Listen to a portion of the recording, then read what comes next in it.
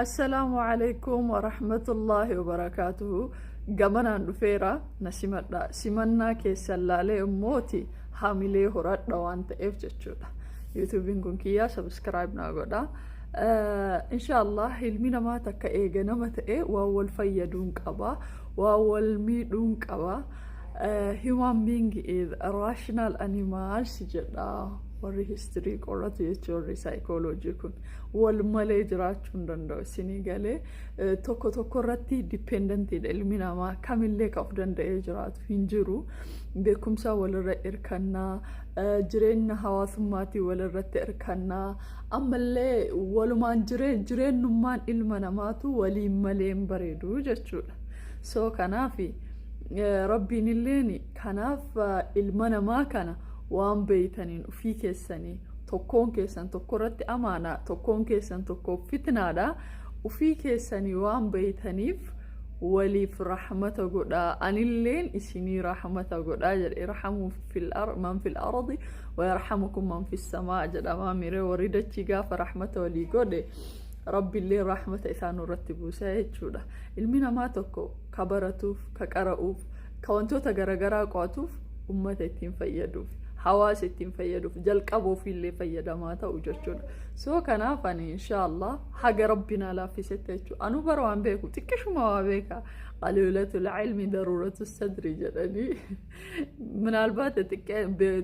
beekumsa kiyya xiqqaa ta'urraa dhukkuba onnee baanan sanillee natti ta'e haasayina godhee ta'a I don't know ala kulli haalitti garuu waan na fayyade addunyaa tanarratti alhamdulillah akka ilma namaa takkatti wayita jiraadhu jireenya dhuunfaa kiyyatti waan na fayyade barumsa addunyaa irraa haa ta'u barumsa akhiraa qur'aana irraa haa ta'u akkasumalleen ilma namaa eegate miidhagina ofii namni eeggata ilma namaa eegate qulqullina ofii ni eeggata keessaa dubartoonni immoo fuulli keenya akka nu qulqullaa'u feena rifeensi keenya akka nu dheeratu feena kun uumama keenya ka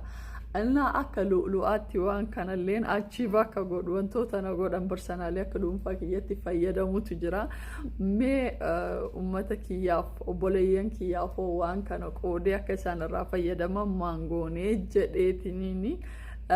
يادا كان كاسي إن شاء الله من كان الرتي واسدي دلينا